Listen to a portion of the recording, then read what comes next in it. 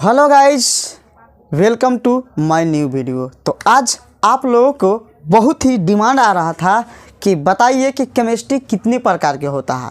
तो हम आप लोगों को आज इस पूरे वीडियो में केमिस्ट्री के बारे में ही लेक्चर देंगे कि केमिस्ट्री के कितने प्रकार होते हैं और अगर होते हैं तो उन्हें कहते किसको हैं, उसका मतलब क्या होता है।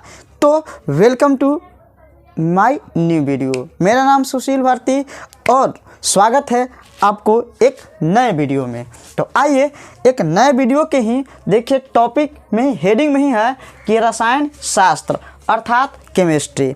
इसका मतलब है कि केमिस्ट्री के हम लोग वर्गीकरण पढ़ने वाले हैं, क्लासिफिकेशन ऑफ केमिस्ट्री। केमिस्ट्री के कितने ब्रांच है, कितने शाखा है, तो आप लोग शुरू से इसके बारे में ज़रूर कुछ ना कुछ जाने होंगे। मुख्य रूप से पढ़े होंगे कि केमिस्ट्री 3 प्रकार के होता है, ऑर्गेनिक, इनऑर्गेनिक और फिजिकल। तो तीनों के बारे में तो हम अंतर स्पष्ट करेंगे ही, साथ ही साथ इसके अलावे जो भी और केमिस्ट्री होता है उसके बारे में भी हम आपको बताएंगे। तो मेन मुद्दा यहाँ पे आता है कि कार्बनिक रसायन अर्थात ऑर्गेनिक केमिस्ट्री कहते किसको हैं। तो आप याद रखिएगा कि ऑर्गेनिक मतलब होता है कार्बन, मतलब कार्बनिक। कार्बन तथा कार्बन से बनने वाले यौगिकों के बारे में अध्ययन जिस ब्रांच में करते हैं उसी को कहा जाता है कार्बनिक रसायन, अर्थात रसायन विज्ञान की वह शाखा जिसके अंदर कार्बन तथा कार्बन से बनने वाले यौगिकों के गुणों, निर्माण एवं उनके उपयोग, मतलब कहने का मतलब उसके बारे में पूरा डीपली पढ़ते हैं। किसके बारे में? कार्बन तथा कार्बन से बनने वाले यौगिकों के बारे में। तो उसी को बोलते हैं हम लोग कार्बनिक रसायन। देखिए लिखा हो गया है। इसके बारे में किस चीज़ का अध्ययन करते हैं जी? तो कार्बन एवं इनसे बनने वाले यौगिक, मतलब इनके अन्य यौगिकों के बारे में भी अध्ययन करते हैं। नोट में ध्यान देने वाली बात है, याद रखिएगा। जो आप कहेंगे कि कार्बोनेट एक होता है, एगो बाइकार्बोनेट होता है, एगो कार्बन मोनोऑक्साइड होता है और एक होता है कार्बन डाइऑक्साइड। तीन चारों में आपको दिखाई दे रहा होगा, इसमें भी कार्बन, इसमें भी कार्बन, इसमें भी कार्बन, इसमें भी कार्बन है।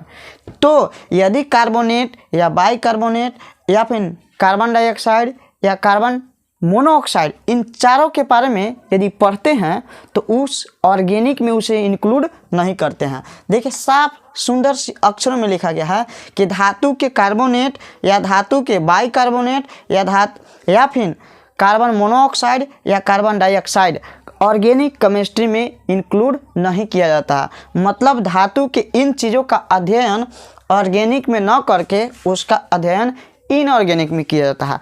इन चीज़ों को आप माइंड में सेट कर लीजिएगा। कौन कौन जी? तो कार्बन मोनोऑक्साइड और कार्बन डाइऑक्साइड ऑर्गेनिक केमिस्ट्री में अध्ययन नहीं करते हैं, बावजूद कार्बन रहते हुए। और इसमें भी है कार्बन, इसमें भी है। तो इन चारों चीज़ों का अध्ययन हम लोग ऑर्गेनिक केमिस्ट्री में नहीं करते हैं। याद रहेगा। तो सिंपल सी भाषा में ऑर्गेनिक का मतलब कि कार्बन तथा कार्बन से बनने वाले यौगिकों के ही अध्ययन करते हैं, बाकी इन चारों के छोड़कर। समझ गए? Okay, done. यदि इस चीज़ को समझोगे तो थम्स अप मतलब लाइक के बटन जरूर आप दबाएंगे। दूसरा होता है अकार्बनिक, जस्ट इसका विलोम होता है। इसमें क्या पड़े जी? कार्बन तथा कार्बन से बनने वाले यौगिकों। तो इसमें इसके अलावे जो भी छोड़ेंगे मतलब बचेगा, अर्थात कार्बन के छोड़कर, मतलब कि जितने भी तत्व अभी तक पीरियोडिक टेबल में सजाया गया या फिर अभी तक जितने भी तत्वों का रिसर्च हो गया है उसमें से इसमें सिर्फ कार्बन एवं उनके यौगिकों के बारे में अध्ययन करते हैं। लेकिन कार्बन के अलावे जितने भी तत्व हैं, मतलब कार्बन के छोड़कर अन्य जितने भी तत्व हैं, उनके यौगिकों के निर्माण तथा निर्माण के विधियां एवं उनके उपयोग के बारे में पढ़ते हैं। तो उसी को बोलते हैं अकार्बनिक रसायन। नाम में ही छिपा हुआ कार्बन, अगर कार्बनिक है तो कार्बन के बारे में पढ़ेंगे, अकार्बनिक है मतलब कार्बन के बारे में नहीं पढ़ेंगे, मतलब कार्बन के छोड़ के पढ़ेंगे। तो कार्बन के छोड़ के जितने भी तत्वों का मतलब खोज हुआ है उन सभी के निर्माण एवं उनके उपयोग और गुण के बारे में किस में पढ़ेंगे जी? अकार्बनिक रसायन में। कार्बन के बारे में किस में पढ़ेंगे? कार्बनिक रसायन में। तो समझ गए, कार्बनिक मतलब कार्बन, अकार्बनिक माने कार्बन के छोड़कर। तो समझ गए होंगे। और आगे देखिए नोट में, यहाँ जो है नोट में लिखा गया है कि धातु के कार्बोनेट और बाइकार्बोनेट दोनों का अध्ययन किस में करते हैं? इनऑर्गेनिक में करते हैं। क्यों? कार्बन इसमें भी है लेकिन अपवाद है। ये जो है कार्बनिक रसायन में न करके इसका अध्ययन अकार्बनिक में करते हैं। और क्या? कार्बन मोनोऑक्साइड और क्या जी? Carbon dioxide. इन दोनों का अध्ययन अकार्बनिक में किया जाता है। मतलब यहाँ जो आप चारों देख रहे हैं, इन चारों के ऑर्गेनिक में न करके अध्ययन इनऑर्गेनिक में किया जाता है। ओके, समझ गए? चलिए, बेसिक चीज़ है कार्बन के बारे में। कार्बनिक रसायन, कार्बन के छोड़ के अकार्बनिक रसायन। कार्बनिक के बोलते हैं ऑर्गेनिक, अकार्बनिक के बोलते हैं इनऑर्गेनिक। अब आते हैं फिजिकल अर्थात भौतिकी रसायन। भौतिकी रसायन सिंपल सा है, ठीक। इन दोनों चाहे ऑर्गेनिक हो या फिर इनऑर्गेनिक हो, इनमें जो भी सिद्धांत आते हैं उन सिद्धांतों के बारे में, मतलब रसायन विज्ञान के जितने भी थ्योरी है, बहुत सारे वैज्ञानिकों के बारे में सुने होंगे, ठीक। जैसे में विलयन हुआ, या फिर ठोस है, द्रव है, गैस है, पृष्ठ रसायन है, एमिनो अम्ल है, मतलब बहुत सारे वैसे पदार्थ हैं जो विज्ञान मतलब रसायन से संबंधित होते हैं। तो उनके कौन कौन से उनमें थ्योरी अप्लाई होता है, क्या क्या उनके सिद्धांत है, तो रसायन विज्ञान के सिद्धांत के बारे में इसमें पढ़ेंगे। तथा भौतिक अवधारणाओं में घटने वाली घटनाओं के बारे में, मतलब बहुत सारा सुना, एगो पढ़ेंगे रासायनिक अवधारणाएं माने रासायनिक कॉन्सेप्ट, एगो पढ़ेंगे अरासायनिक माने भौतिक। रासायनिक उसको बोलते हैं जो रासायनिक अभिक्रिया के फलस्वरूप परिवर्तन होता है। भौतिक उसको बोलते हैं जिसमें रासायनिक अभिक्रिया नहीं होता, यूं ही एक रूप से दूसरे रूप में बदलता है, जिसे भौतिक परिवर्तन कहते हैं। रासायनिक परिवर्तन सदा के लिए बदल जाता है, भौतिक परिवर्तन मतलब उसमें चेंजिंग होते रहता है। तो भौतिक अवधारणाएं द्वारा जो भी वातावरण में घटनाएं घटती है, सबको किसके अंतर्गत पढ़ा जाता है? तो फिजिकल केमिस्ट्री के अंतर्गत। तो रफली तीनों के बारे में आपको मालूम हो गया। यदि मालूम है तो हमारे साथ दोहराइए। ऑर्गेनिक केमिस्ट्री मतलब कार्बनिक रसायन, कार्बनिक मतलब कार्बन तथा कार्बन से बनने वाले यौगिकों के अध्ययन कार्बनिक रसायन। अकार्बनिक मतलब कार्बन नहीं होना चाहिए, इसका मतलब कार्बन के छोड़कर जितने भी तत्व हैं उनके यौगिकों के बारे में अध्ययन किस में करेंगे जी? अकार्बनिक मतलब कार्बन के छोड़ के जितने भी तत्व हैं और उनके यौगिकों के अध्ययन, इसमें कार्बन के लेकर तथा कार्बन से बनने वाले यौगिकों के अध्ययन करेंगे। समझ गए? ये अपवाद है, याद रखना है। बाकी फिजिकल माने केमिस्ट्री में जितने भी पदार्थ हैं उनके सिद्धांत के बारे में, उनके डेली लाइफ में जो प्रयोग होते हैं उनसे संबंधित थ्योरी, उससे संबंधित घटनाएँ, सबके बारे में किस में पढ़ेंगे? भौतिक रसायन में पढ़ेंगे। अब आप इन तीनों में तो डिफरेंस समझ गए। अब थोड़ा सा इसके अलावे भी है जिसे लोग नहीं बताते हैं, लेकिन उसके बारे में थोड़ा सा हम डेमो आपको बता देते हैं। इसके अलावे भी होता है, कौन कौन जी? तो कृषि रसायन। अब कहेंगे कृषि रसायन क्या है?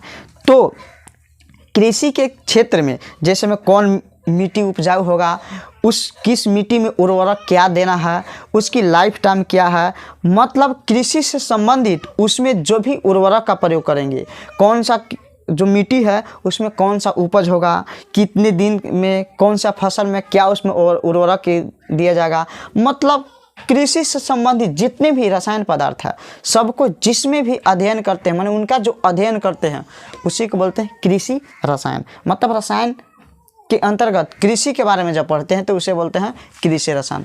अगला है जीव रसायन। जीव रसायन मतलब क्या है कि मतलब जीव रसायन एक होता है वनस्पति, दूसरा होता है जीव जंतु। तो वनस्पति और जीव जंतु के अंदर होने वाले भौतिक तथा रासायनिक परिवर्तनों के अध्ययन क्या कहते हैं? जीव रसायन कहते हैं। जीव में एक आते हैं जीव जंतु और दूसरा आता है वनस्पति। वनस्पति का है कि मतलब पेड़ पौधा। तो पेड़ पौधे के अंदर भी जो परिवर्तन आएंगे तथा जीवों के अंदर जो भी परिवर्तन आएंगे उस परिवर्तन को मतलब जो रासायनिक परिवर्तन होगा उसी को बोलते हैं जीव रसायन। अगला है औषध रसायन, जिसे औषधि रसायन भी कहा जाता है। मतलब का है कि मतलब जीव जंतु हो या फिर पेड़ पौधे हो, उनको जीने के लिए जो औषधि दिया जाता है, जिसका औषधियों का निर्माण उसकी बनावट, उनका उपयोग, उनके गुण धर्मों के बारे में जो औषधि कहे का मतलब दवाइयों के बारे में जो पढ़ते हैं उसी को बोलते हैं औषधि रसायन। यदि इसके बारे में आप पढ़ जाइएगा तो आप कहने का मतलब डॉक्टर बन जाएगा, क्योंकि कौन दवा कैसे बनता है, कहाँ उपयोग किया जाता है, कब उपयोग करेंगे, सब के सब औषधि रसायन में पढ़ेंगे। अगला है विश्लेषणात्मक, मतलब किसी पदार्थ के आप जांच कैसे करेंगे, परीक्षण कैसे करेंगे, और उनके जिसको मतलब किसी चीज़ को टेस्ट, परीक्षण माने एनालिटिक कैसे करेंगे। परीक्षण करना, जांच करना कौन सा कहलाता है जी, तो विश्लेषणात्मक रसायन कहलाता है। किसी नमूने के देखे होंगे कि क्लोरोफॉर्म का टेस्ट कैसे करेंगे, मीथेन का जांच कैसे करेंगे, मतलब किसी चीज़ के परीक्षण के माध्यम, मतलब थ्योरी के न करके प्रैक्टिकल के माध्यम से जांच जब करते हैं, उसके बारे में एनालिसिस करते हैं, तो उसी को बोलते हैं विश्लेषणात्मक रसायन। तो आई होप आपको इन चीज़ों के बारे में समझ गए होंगे कि कृषि मतलब कृषि से संबंधित बताया जाएगा, जीव विज्ञान मतलब जीवों से संबंधित, चाहे मतलब जीव हो, जीव जंतु या फिर पेड़ पौधे, औषधि मतलब दवा से संबंधित, और विश्लेषणात्मक माने किसी भी पदार्थ के नमूनों के जांच पहचान पर कैसे करते हैं, इन संबंधित जानकारी को करते हैं। तो आई होप आपको यह वीडियो अच्छा और इन्फॉर्मेटिव लगा होगा। लीजिए, चलिए स्क्रीनशॉट के लिए हम आपको मौका देते हैं। आई होप आप स्क्रीनशॉट ले लिए होंगे वीडियो को रोक कर। बाकी वीडियो आपको कैसा लगा, यदि अच्छा लगा होगा तो हमको कहने की आवश्यकता नहीं है, आप समझदार हैं। तो मिलते हैं किसी अन्य वीडियो में, तब तक के लिए जय हिंद।